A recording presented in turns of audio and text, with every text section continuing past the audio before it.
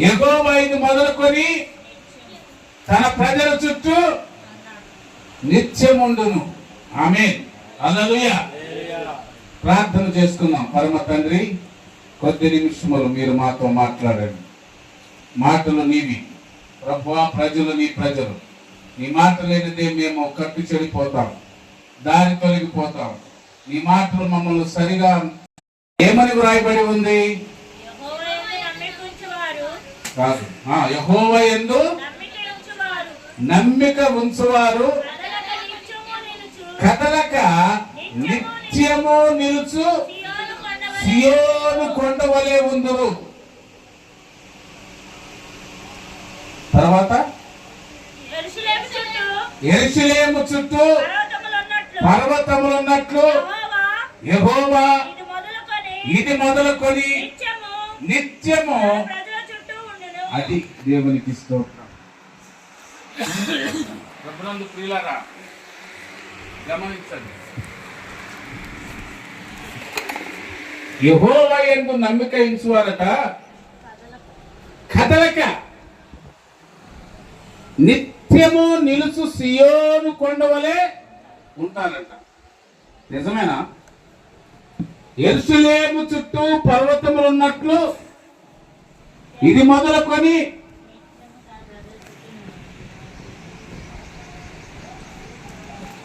తన ప్రజల చుట్టూ ఆయన నిలిచి ఉంటాడట. ఈ వచనమును చదువుకుంటున్నప్పుడు ఒక చరిత్ర జ్ఞాపకానికి వస్తుంది. పరిశుద్ధ గ్రంథములో 310వ నెంబర్ పేజీ తీయండి. 310వ నెంబర్ పేజీ.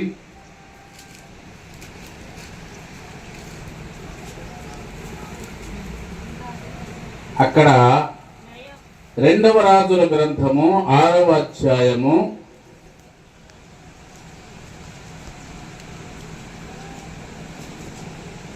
17వ వచనములో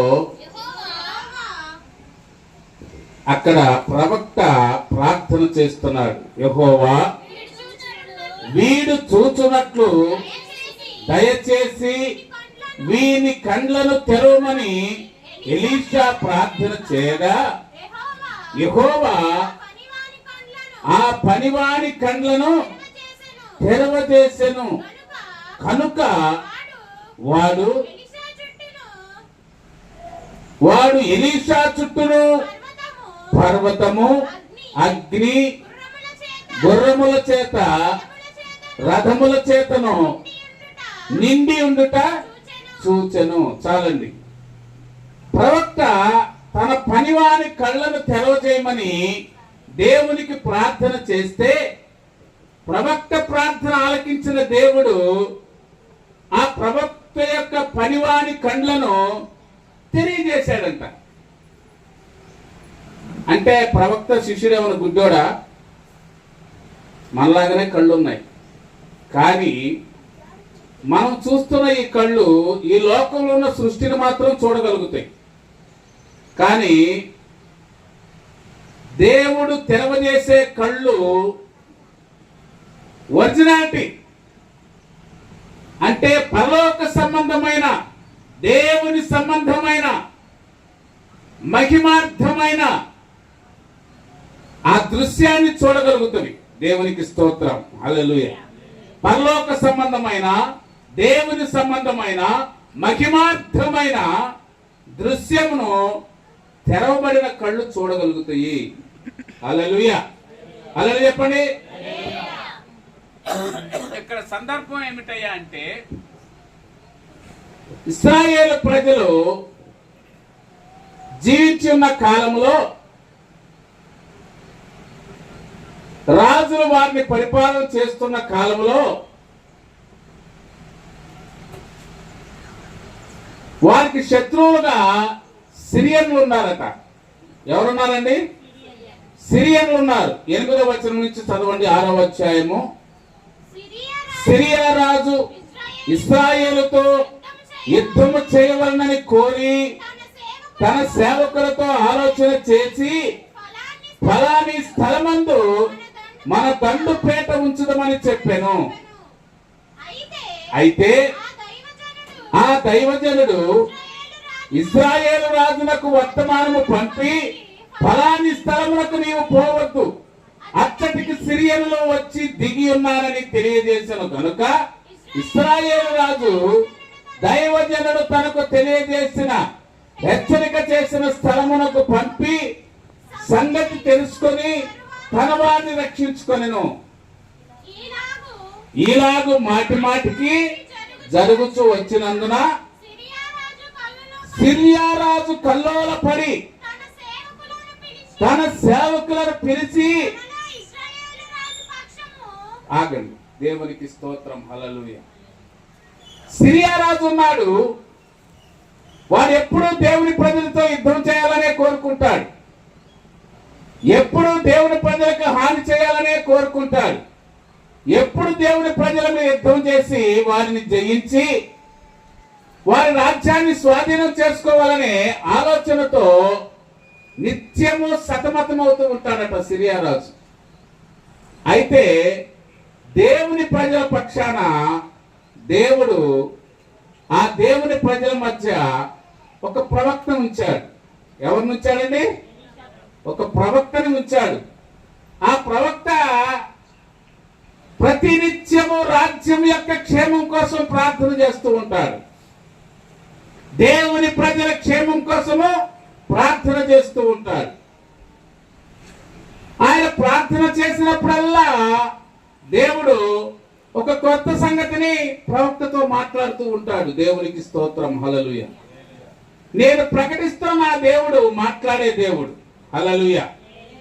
మాట్లాడని రాయో చెట్టో కాదు, నోరు లేని వాడు కాదు, మోగవాడు కాదు, బండరాయి పాషాణం కాదు. దేవునికి స్తోత్రం. మాట్లాడుతున్న దేవుడు ఆయన. నేను ఉన్నవాడు వాడునని చెప్పిన దేవుడు. నీ దేవుడైన యెహోవా నేనే, నేను తప్ప నీకు వేరొక దేవుడు ఉండటానికి వీల్లేదని తెలియజేసి స్పష్టంగా మాట్లాడిన దేవుడు ఈయనే యెహోవా. దేవునికి స్తోత్రం. అనగా ఉన్నవాడు అనువాడని అర్థము. నిత్యము ఉండే దేవుడు, నిత్యము ఉండే దేవుడు, నిత్యము చూస్తూ ఉండే దేవుడు, నిత్యము కూడా తన ప్రజల క్షేమాన్ని కోరుకునే దేవుడు. అందుకని ఆయన ఎక్కడో దేవుని ప్రజలు ఒక సాట, ఆయన వేరే సాట ఉండే దేవుడు కాదు. తన ప్రజల మధ్యనే నివాసం చేసే దేవుడు.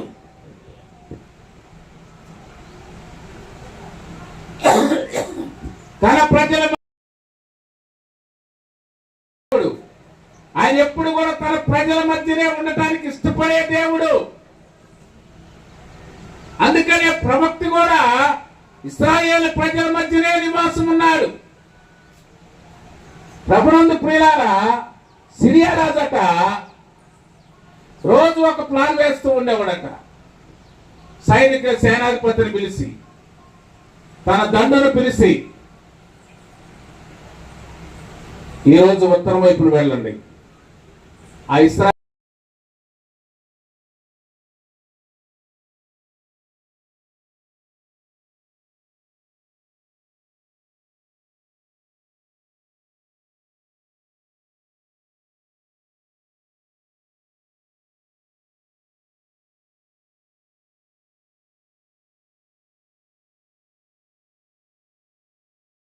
ఇచ్చేవాడండి. దేవునికి స్తోత్రం, హల్లెలూయా. రాజుగారి మాట విన్నటువంటి ఆ సేనా నాయకులు వచ్చి రాజుగారు చెప్పినట్టే కాపలా కూర్చునేవాడు. ఇది జరిగిన రాజు మాట్లాడిన క్షణంలోనే ప్రవక్త తన ఇంటిలో కూర్చొని ఇశ్రాయేలు ప్రజల క్షేమం కోసము, యెరూషలేము క్షేమం కోసము ఆయన నిత్యము ప్రార్థన చేస్తూ ఉన్న సమయంలో దేవుడు తన ప్రజలకు విరోధముగా రూపించబడుతున్న ఆయుధాలను గురించి, తన ప్రజలకి కీడు చేయాలనే తలంపు దలుస్తున్న వ్యక్తులను గురించి ఆయన ప్రవక్తతో మాట్లాడేవాడు. దేవునికి స్తోత్రం, హల్లెలూయా. దేవుడు ఏం చేసేవాడు? ఇక్కడేమో శత్రురాజు ప్లాన్ గీస్తూ ఉండేవాడు. శత్రురాజు గీసిన ప్లాన్ అంతా కూడా దేవుడు తన ప్రవక్త అయిన ఎలీషాకి బయలుపరుస్తూ ఉండేవాడు. ఆ ప్రవక్త దేవుడు చెప్పిన మాట అంతా కూడా రాజుగారికి తెలియజేస్తూ ఉండేవాడు. రాజుగారు వెంటనే ప్రవక్త చెప్పిన మాట ప్రకారంగా ఎక్కడైతే శత్రువులు మాటు వేసి ఉన్నారో, కాపు కాసి ఉన్నారో ఆ స్థలానికి వెళ్లకుండా, ఆ ప్రాంతానికి వెళ్లకుండా తన ప్రజలను కాపాడుకునేవాడు. అలాగా ఆ ప్రతిరోజు జరుగుతుందట. సిరియా రాజు రోజు తన యొక్క సైనికులకు చెప్తున్నాడు, ఇవాళ ఉత్తరం వైపు వెళ్ళండి, ఈరోజు దక్షిణం వైపు వెళ్ళండి, ఈరోజు పడమర వైపు వెళ్ళండి, ఈరోజు ఈశాన్య మూలకు కాపలాగాయండి, ఈ దారిలో ఉండండి, ఆ దారిలో ఉండండి అని చెప్తూ ఉంటే రోజు ఆ రాజు చెప్పేది అంతా కూడా ప్రవక్తకి దేవుడు చెప్తున్నాడు. ఇదిగో ఎలీషా, ఫలాని మార్గాన ఫలాని సిరియా సైన్యం ఇక్కడ కాపు కాస్తూ ఉన్నది కాబట్టి నా రాజును హెచ్చరిక చెయ్యి, నా ప్రజలను కాపాడమని చెప్పు అని దేవుడు స్పష్టంగా చెప్తూ ఉండేవాడు. దేవునికి స్తోత్రం, హల్లెలూయా. మీకు అర్థమవుతుందా? మనం చదువుకున్న వాక్యం ఏంటి? యెహోవా యందు నమ్మిక ఇంచువాడు కదలక నిత్యము నిలుచు సియోను కొండవలే ఉంటాడు. ఇది మొదలుకొని తన ప్రజల చుట్టూ ఆయన నిత్యము ఉంటాడనే మాట విన్నాం.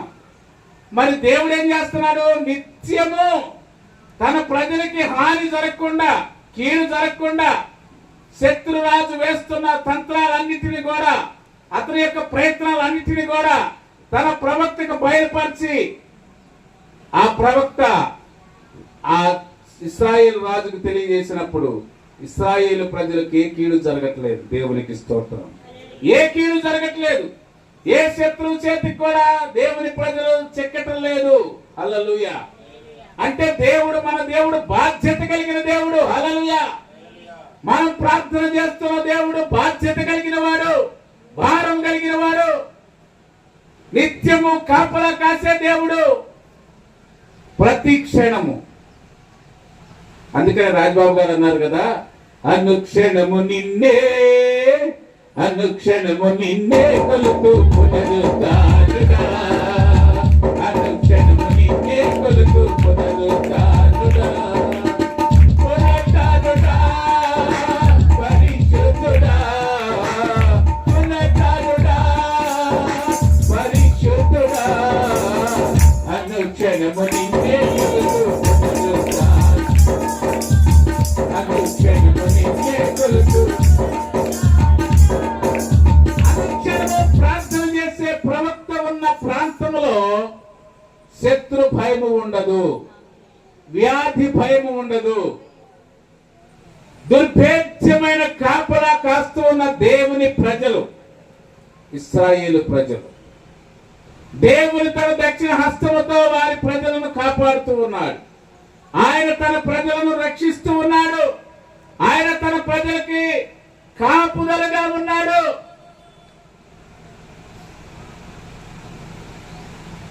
రోజు సిరియా రాజు వేస్తున్న ప్లాను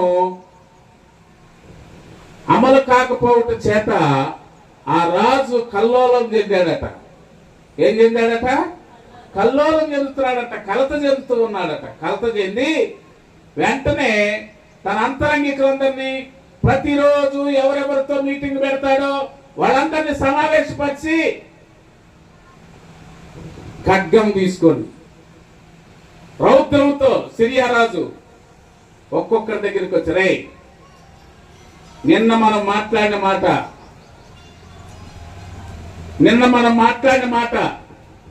నువ్వు బయటికి చెప్పావా? నువ్వు బయటికి చెప్పావా?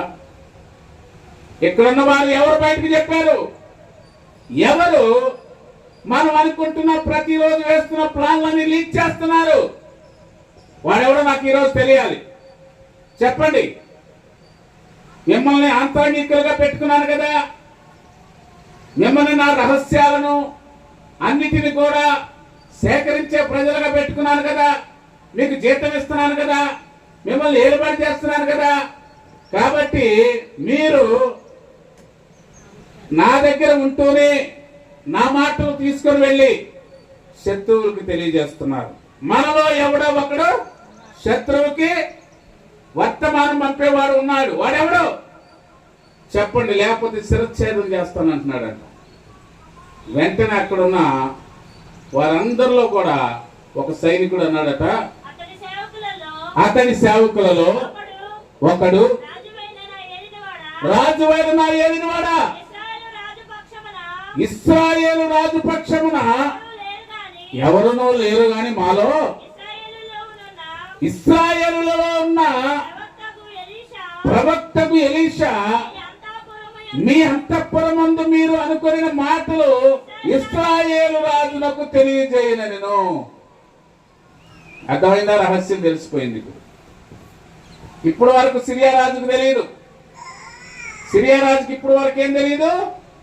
ఎవరు ప్లాన్, ఎవరు లీక్ చేస్తున్నారో, రోజు చేస్తున్న ప్లాన్ అంతా అప్సెట్ అయిపోతుంది, ఫెయిల్ అయిపోతుంది అని అనుకుంటూ ఉన్నటువంటి ఆ సిరియా రాజుకి అసలు వాస్తవమైన విషయం ఈ రోజు చెప్పాడు.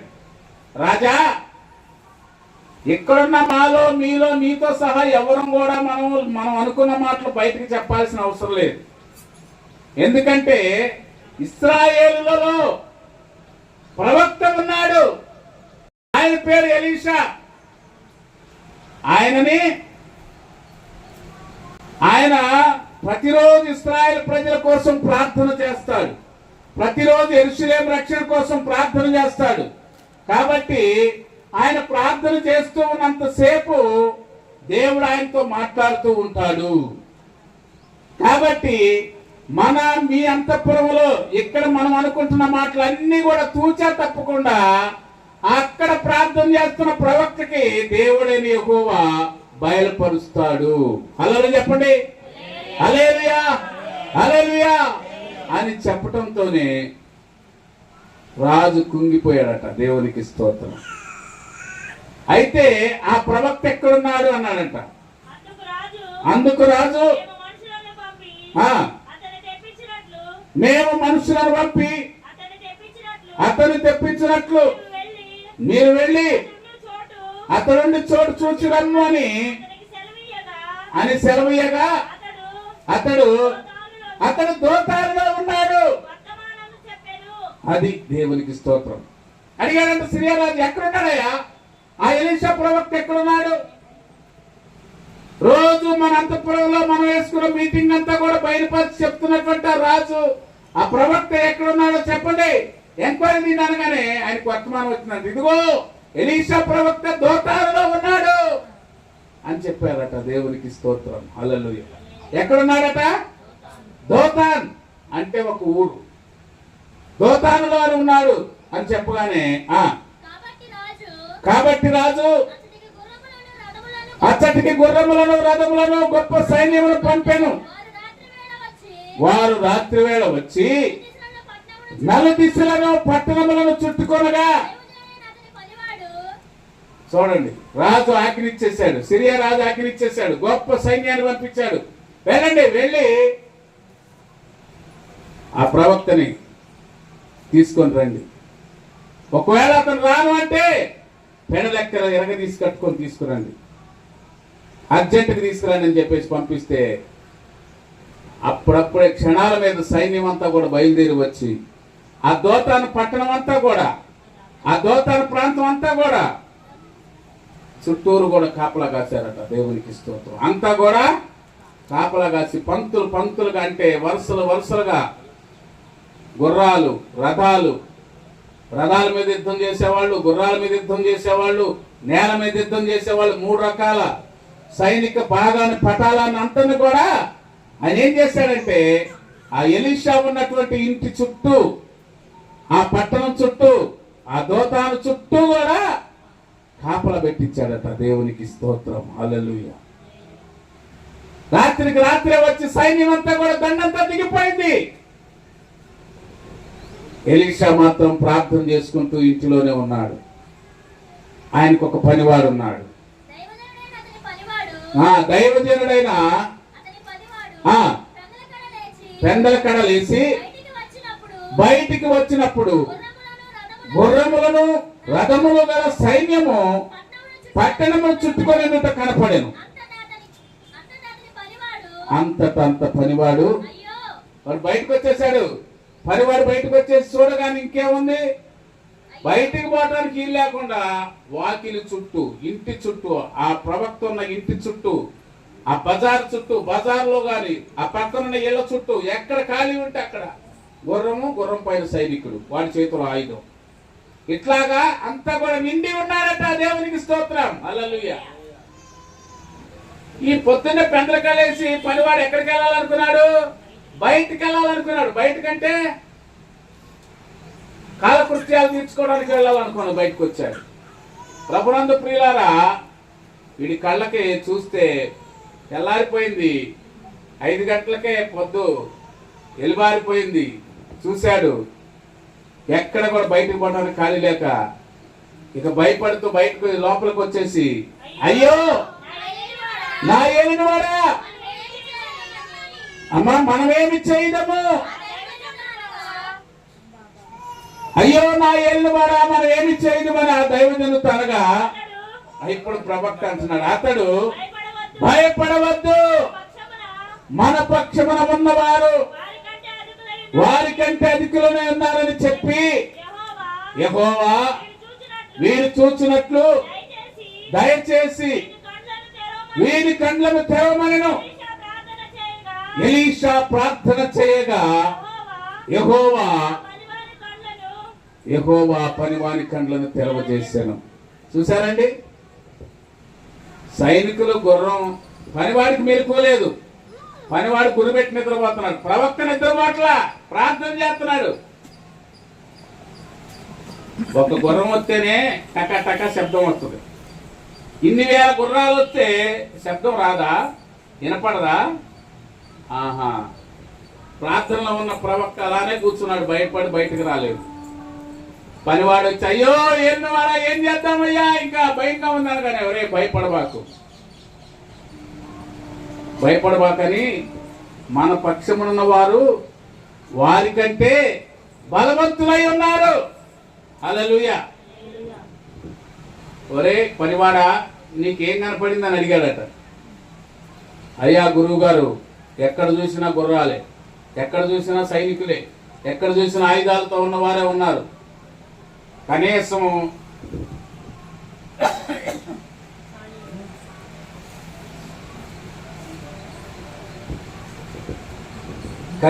ఒక మనిషి బయటకు పోవడానికి అంత లేనంత స్థలము ఆక్రమించి ఉన్నారయ్యా. కాబట్టి ఏమి చేద్దాం, ఇప్పుడు నేను ఎటు వెళ్ళాలి అని బెదిరిపోతే నువ్వెందుకు బెదిరిపడతావు? వారికంటే మన పక్షం ఉన్న వారు అధికులై ఉన్నారు, బలవంతులై ఉన్నారు, నువ్వు భయపడద్దు అని చెప్పేసి దేవునికి ప్రార్థన చేశాడు.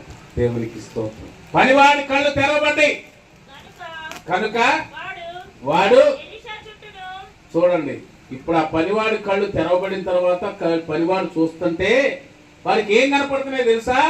గురువు గారు ఇలా మఠం వేసుకొని కూర్చొని ప్రార్థన చేస్తున్నాడు. ఎలీషా చుట్టూ అంటే గురువు గారి చుట్టూ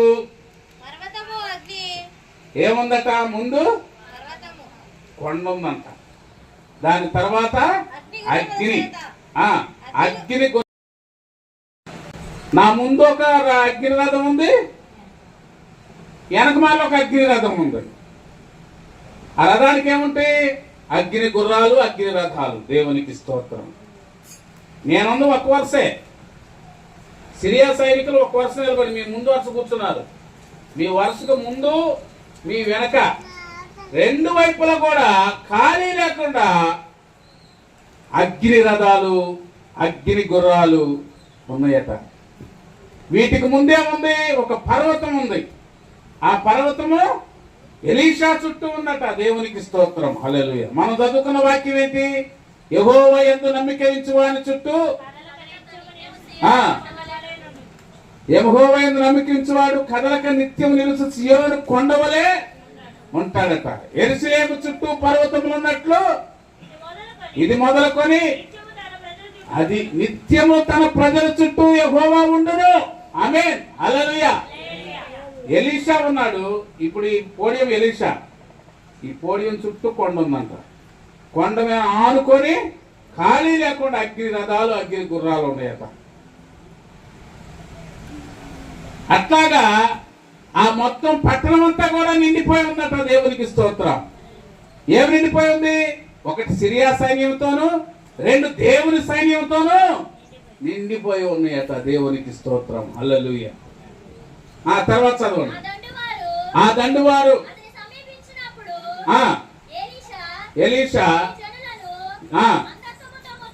ఈ జనులను అంధత్వంతో మొత్తమని యెహోవాను వేడుకొనగా ఆయన ఎలీషా చేసిన ప్రార్థన చొప్పున వారిని అంధత్వంతో మొత్తెను. చాలు. దేవునికి స్తోత్రం. చూడండి ప్రభునందు ప్రియులారా, ఈ సిరియా సైన్యం అంతా వచ్చేసి ఎలీషా దగ్గరికి రాబోతున్నారంట. ఇంకా వెంటనే ఎలీషా అన్నాడట, ప్రభువా వీళ్ళు నా దగ్గరికి రావాలనుకుంటున్న వీరందరినీ కూడా అంధత్వంతో మొత్తం అని ప్రార్థన చేశాడట. అంటే వీళ్ళందరినీ గుడ్డివారిని ప్రభు అన్నాడట. ప్రభునందు ప్రియులారా, దేవుడు ఎలీషా ప్రార్థన ఆలకించి సిరియా సైన్యం మొత్తానికి కూడా గుడ్డితనం కలగజేశాడట. దేవునికి స్తోత్రం. హల్లెలూయా, హల్లెలూయా. గుడ్డితనం కలగజేస్తే ఇప్పుడు దాకా హుషారుగా వచ్చిన సైన్యం పరిస్థితి ఏంటి? ఎవరికి వాడు కళ్ళు కనపడక ఆయుధాలు పక్కన పడేసి ముందు కళ్ళు నలుపుకుంటున్నారట. ఒక్కొక్కడు తౌడులాడుతున్నారు. ఎక్కడున్న వాడు అక్కడే నిలబడిపోయి ఉన్నారు. ఎటు కదలేని పరిస్థితి. కళ్ళు తెరవబడట్లేదు. కళ్ళు తెరిచినట్టే ఉంటే కానీ వాళ్ళకి చూపు కనపడతలేదు. కుంటివారుగా ఉన్నారట. చదువు. అప్పుడు ఎలీషా ఇది మార్గము కాదు, ఇది పట్టణము కాదు. మీరు నా వెంట వచ్చిన ఎడలా మీరు వెతుకుమని ఎత్తుకు నేను మిమ్మను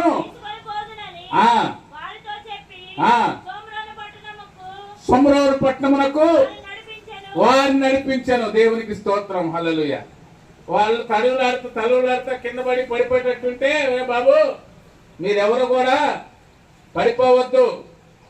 మీరు నిలబడ్డ స్థలము మీరెవరి కోసం వచ్చారో ఆయన కాదు. మీరేం చేయాలనుకుని వచ్చారో ఆ పట్టణం ఇది కాదు, అది దోతాని ఇది కాదు.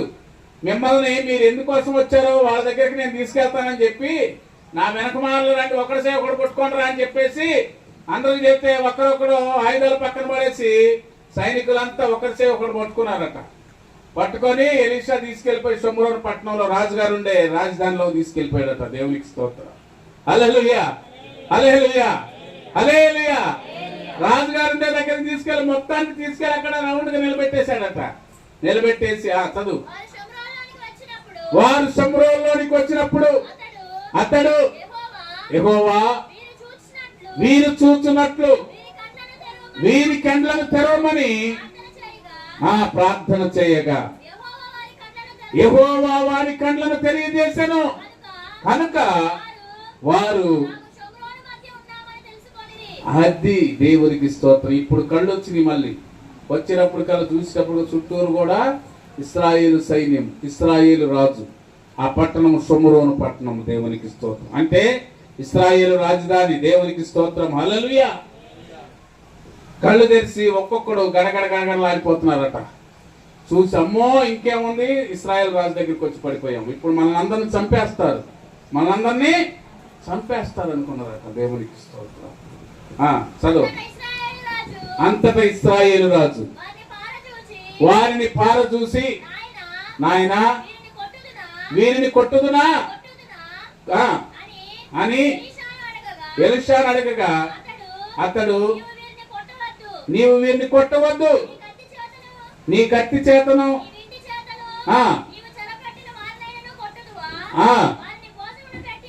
వారికి భోజనం పెట్టించి వారు తిని త్రాగిన తరువాత దేవునికి స్తోత్రం. హల్లెలూయా. చాలండి. దేవునికి స్తోత్రం.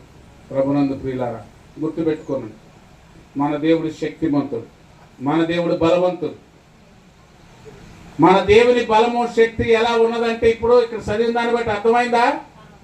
ఆ రాజు ఏమన్నాడట, అయ్యా ప్రవక్త గారు, ఎలీషా గారు వీళ్ళందరూ నా దగ్గరకు తీసుకొచ్చారు కదా, మరి ఇప్పుడు నేనేం చేస్తున్నాను? వీళ్ళందరినీ కొట్టానా? వీళ్ళందరినీ సంహరించానా అంటే, ఏమి రాజా ఏం మాట్లాడుతున్నావు? నీ దగ్గరికి వచ్చిన వాళ్ళని గుడ్డోళ్ళను కొడతావా? వీళ్ళందరినీ కత్తితోను యుక్తితోను చంపుతావా? అంత అవసరం లేదు. వీళ్ళందరికీ భోజనం పెట్టి వాళ్ళ రాజు దగ్గర పంపించే అన్నాడు. దేవునికి స్తోత్రం. అంటే ఎంత శత్రువునైనా మనం ఏం చేయాలి? ప్రేమించాలి, క్షమించాలి. హల్లెలూయా. వాస్తవానికి వాళ్ళు ఎందుకు వచ్చారు? వాళ్ళ రాజు ఏం చెప్పాడు? ప్రవక్తను మన దగ్గరికి తీసుకురండి. మా సిరియా రాజు ఉన్నాడు, ఎలీషా గారు మిమ్మల్ని రమ్మంటున్నారంటే ఆయన రాను అన్నాడు అనుకో, ఆ ప్రవక్త పెర్రెక్కలు ఎరగదీసి కట్టుకొని తీసుకురండి. అంతేగాని ఒట్టి చేతులతో రావద్దు. వచ్చానా మిమ్మల్ని చంపేస్తానన్నాడు. ఇప్పుడు సైన్యం ఏం చేసింది? రాజుగారి మాట ప్రకారం వచ్చి మాట వేసింది. కానీ ప్రవక్త ప్రార్థన, జాగ్రత్తగా వినండి. దేవునికి స్తోత్రం. హల్లెలూయా. ప్రార్థన వలనే ఏం జరుగుతుంది? సమస్తము జరుగుతుంది. ప్రార్థన వలన ఏం జరుగుతుంది? సమస్తము జరుగుతుంది. ప్రార్థన వల్లనే అంత సాధ్యం. ఇక్కడ పనివాడి కళ్ళు తెరిసిన దేవుడు, సైనికుల కళ్ళు తెరిసిన దేవుడు, తన ప్రవక్త ఏది చెబితే అది చేశాడు దేవుడు. దేవునికి స్తోత్రం. చూశారండి? ప్రవక్త మాట మనం వినాలి. ప్రవక్తల మాట మనం ఏం చేయాలి? వినాలి. ప్రవక్తలు చేసే ఆ ప్రార్థన దేవునికి ఇష్టమైంది కాబట్టి వారి ద్వారా దేవుడు మనతో మాట్లాడతాడు. అందుకనే ప్రవచనాలు నిర్లక్ష్యం చేయకూడదు. ఈ రోజుల్లో ప్రవచనాలు ఉన్నాయా? ఈ రోజుల్లో ప్రవక్తలు ఉన్నారా? ఈ రోజుల్లో కూడా దేవుడు మాట్లాడుతున్నాడా అని వెర్రి వాళ్ళ వల్లే మాట్లాడే వాళ్ళు ఉన్నారు. మీరు వెర్రి వాళ్ళతో కలవద్దు. దేవుడు నిన్న, నేడు, రేపు నిరంతరము ఒకటే రీతిగా ఉన్నవాడు. అంటే సృష్టి ఆరంభంలో ఆయన మాట్లాడాడు. మోషేని పిలిచిన దేవుడు, తర్వాత ప్రవక్తలతో మాట్లాడిన దేవుడు, తర్వాత యేసయ్యగా వచ్చి మాట్లాడిన దేవుడు, తర్వాత పరిశుద్ధాత్మగా వచ్చి ఇప్పుడు మాట్లాడుతున్న దేవుడు. దేవునికి స్తోత్రం. నిన్న, నేడు, నిరంతరం, రేపు ఎప్పుడు కూడా ఒకటే రీతిగా ఆయన మాట ఉంటది. ఆయన మాట సంచారం చేస్తూనే ఉంది లోకంలో. అది వాక్యం రూపంలో సంచారం చేస్తుంది, ప్రవచన రూపంలో సంచారం చేస్తుంది, ప్రార్థన రూపంలో సంచారం చేస్తుంది. కాబట్టి ప్రవక్తన మాటలు మాత్రము మర్చిపోవద్దు. దేవునికి స్తోత్రం. ఇప్పుడు నువ్వు నమ్ముకున్నావు దేవుడు, నేను నమ్ముకున్నా. నా చుట్టూ ఏముంది చెప్పండి? నీ చుట్టూ ఏముంది? నిన్ను శత్రువు తాకాలంటే ముందు నీ చుట్టూ ఒక పర్వతం ఉంటుంది, ఆ తర్వాత అగ్ని రథాలు ఉంటాయి. దేవునికి స్తోత్రం. ఇది నమ్మాలి. దేవునికి స్తోత్రం. యెరూషలేము చుట్టూ పర్వతములు ఉన్నట్లు ఇది మొదలుకొని తన ప్రజల చుట్టూ ఆయన ఆవరించి ఉండును. ఆమేన్. యెహోవా యందు నమ్మకం ఉంచువాడు సీయోను కొండవలే కదలక నిత్యం నిలిచే కొండవలే ఉంటాడంటే మనం ప్రార్థన చేసేవాళ్ళం కొండల్లాగా నిలబడి ఉండాలి. దావీదు అన్నాడు, కొండల తట్టు నా కనులు ఎత్తుచున్నాను, నాకు సహాయము ఎక్కడి నుంచి వచ్చును అంటూ భూమి ఆకాశములను సృజించిన యెహోవా వలననే నాకు సహాయము కలుగును అన్నాడు. కొండల తట్టు కనులెత్తుచున్నాను, నాకు నిండైన సాయం ఇటు నుండి వచ్చును. సహాయమైన సహకారమైన సహాయమైన సహకారమైన యెహోవా వలనే కదా, యెహోవా వలనే కదా, యెహోవా వలనే కదా, యెహోవా వలనే కదా. అతడే అంట, అతడే కొండ, అతడే అంట, అతడే కొండ, అతడే నా దైవము, అతడే నా దైవము, అతడే నా దైవము, అతడే నా దైవము. కొండల తట్టు కనులెత్తుచున్నాను, నాకు నిండైన సాయం ఇటు నుండి వచ్చును. సహాయమైన సహకారమైన సహాయమైన సహకారమైన యెహోవా వలనే కదా, యెహోవా